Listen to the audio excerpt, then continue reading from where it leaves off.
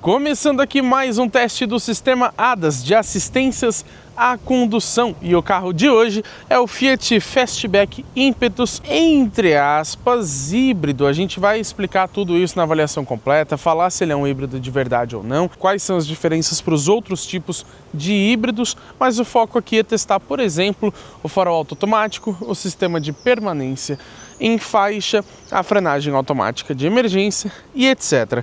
Dessa forma, testando item por item, a gente vai conseguir descobrir se o Fiat Fastback dirige ou não sozinho. Vocês sabem muito bem que eu não posso começar o vídeo na prática antes de mostrar para vocês as configurações dessas assistências à condução. Vamos começar aqui pelo painel de instrumentos, porque aqui a gente tem uma única configuração, que é o alerta de ponto cego, uma novidade da linha 2026, inclusive.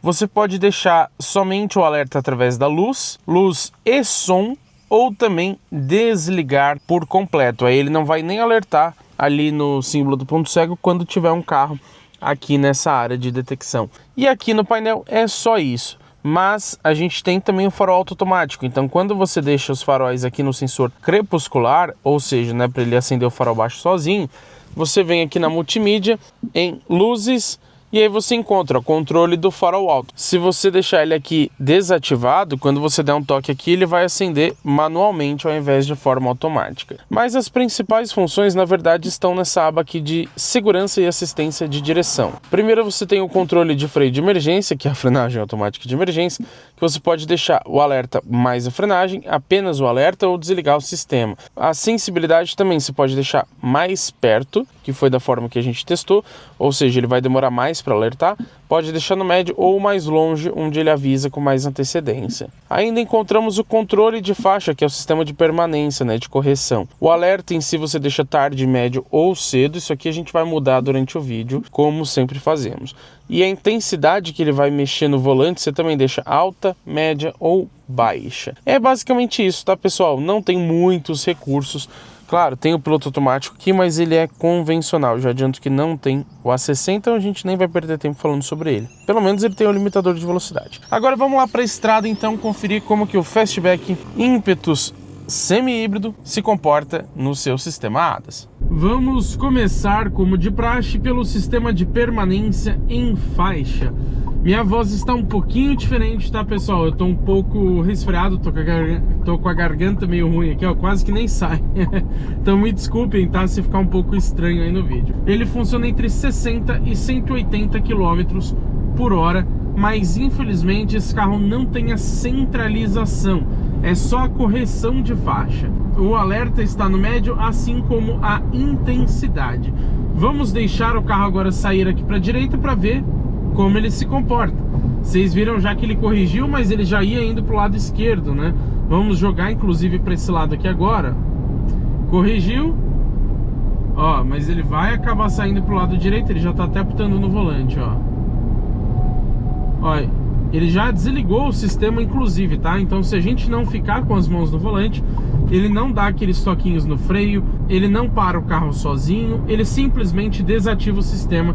E aí você vai ter que ativar novamente através do botão aqui no console central. Mais uma vez aqui para a esquerda, ó, fez a correção, mas vocês viram que ele vai acabar ficando num zigue-zague. E lógico, se você tirar as mãos do volante, depois de um tempinho, assim que ele fizer a primeira correção, ó, ele vai já acabar pedindo para você colocar as mãos de novo. Vamos testar uma última vez aqui para a direita e para a esquerda, e depois a gente troca então as configurações. Vamos lá, ó, aqui para a direita, vamos ver. Fez a correção sozinho, vocês viram, Agora vamos ver aqui para a esquerda, ó. Só encostar aqui, ó, ele já fez até uma correçãozinha pequena, mas deixa eu jogar mais um pouquinho aqui, ó. Voltou novamente. Agora vamos colocar a intensidade de ambos no cedo. Aliás, o alerta no cedo e a intensidade no mais alto, ou seja, é a configuração mais sensível possível. Agora, ó, fui jogar para a esquerda, ele já corrigiu até antes, ó. Reparem como ele está atuando bem mais cedo, ó. E ele realmente fica mais forte, então ele vai atuar com mais intensidade no volante, e aí vai acabar sendo um pouco mais brusco, Mas caso você prefira, você pode deixar dessa forma, ó. Jogando aqui para a direita, ó. Agora ele não detectou a faixa, olha só. Ele perdeu a detecção, por quê? Isso é completamente normal, tá?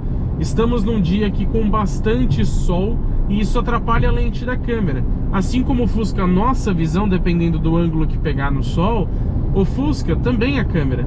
Então, se for muita neblina, muita chuva, um sol muito forte, pode ser que não funcione bem ou até não funcione nada desses sistemas. A frenagem automática é a mesma coisa, tá? Agora funcionou bem de novo, ó. Vocês viram, né? Ele fica realmente bem mais sensível, ó.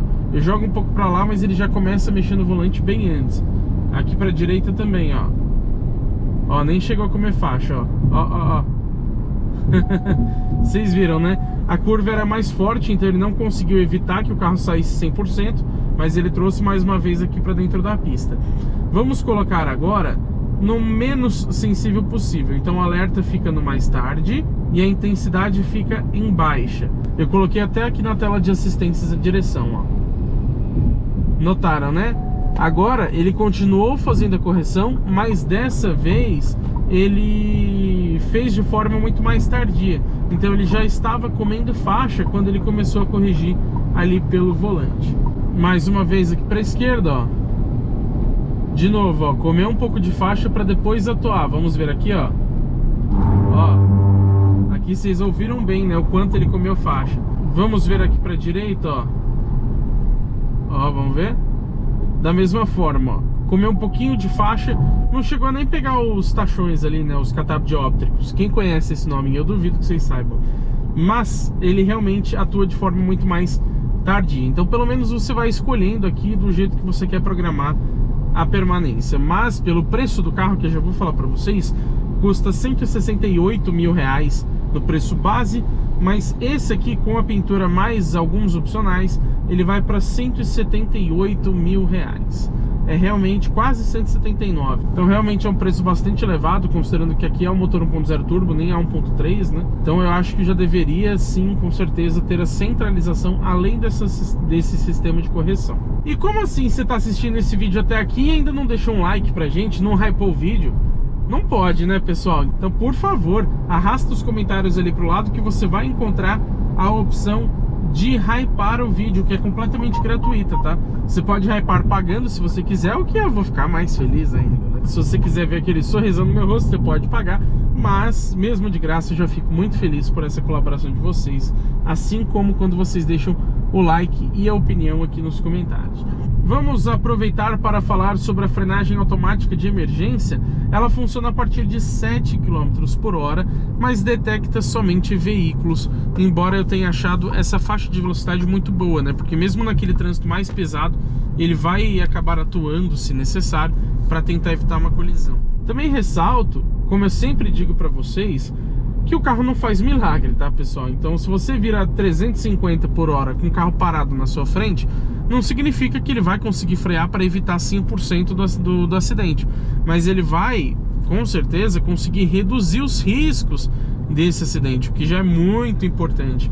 É só uma questão de lógica, né? O que vocês acham? É melhor que você bata a 50 km por hora ou a 130, por exemplo? Ou que seja, de 80 a 100, 80 a 120. Então, quanto menos velocidade você tiver, mais você diminui os riscos, e a frenagem automática muitas vezes consegue pelo menos diminuir a velocidade. Ela também atua quando você não pisa o suficiente no freio. Então, se ele detectar uma possível colisão aqui, né, um risco mais alto nesse sentido, eu pisar um pouco no freio, mas ele entender que não é o suficiente, que eu freiei pouco, ou que não é o adequado, né, que poderia ser melhor, ele vai aplicar uma força maior do que aquela que eu fiz. O manual informa pra gente que abaixo de 50 km por hora ele vai aplicar a frenagem máxima possível. O que dá a entender pra gente é que até os 50 km por hora, mesmo para veículos parados, né, um obstáculo parado, ele vai conseguir frear e parar completamente o carro antes de uma colisão. Isso é o que dá a entender, tá? Ele só fala que aplica a força máxima de frenagem até essa velocidade. E se porventura acontecer dele parar completamente o carro através do sistema de frenagem automática, ele vai manter assim durante 2 segundos e depois ele vai liberar os freios. Então é importante você ficar atento, porque ele vai voltar a andar sozinho. Vamos testar a frenagem automática, ou melhor, né, o alerta. Vocês não querem que ocorra um risco de segurança aqui, né? O alerta a gente consegue mostrar de forma mais prática, né, mais fácil, mas a frenagem em si pode ser que ele ative, mas geralmente ele só ativa onde ele entende que realmente o risco é maior, que a chance de acontecer uma colisão é realmente grande.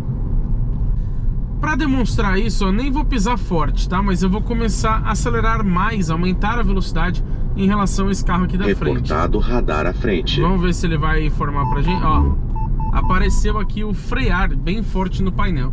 O Waze, ele deu uma alertada pra gente do radar, mas é só lá na frente. Vocês viram que funciona bem, né? Mesmo numa condição, tudo bem que a gente tá numa área de sombra aqui, mas mesmo numa condição com bastante reflexo do sol, né, o sol bem na lente da câmera, ele funcionou muito bem. E eu senti um pré-condicionamento dos freios, justamente aquela questão que eu falei para vocês, dele aplicar uma frenagem um pouquinho mais forte do que aquela que eu havia aplicado, digamos que manualmente, com o meu pezinho 45 aqui.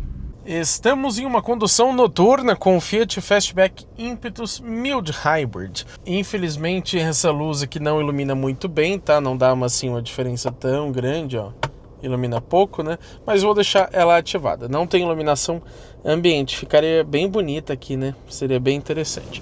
Mas eu quero falar para vocês sobre o sistema de farol alto automático. Por isso estou aqui nessa condução noturna. Então a gente vai focar um pouco mais ali na estrada. Quer saber? Vou até desligar essa luz aqui para que vocês vejam melhor, ó. O manual, ele não especifica nada pra gente. A única coisa que ele diz sobre esse recurso é que ele considera a iluminação de outros carros. Então significa que quando ele detectar um carro ali com o farol ligado, né, se tiver com o farol desligado, provavelmente ele não vai detectar.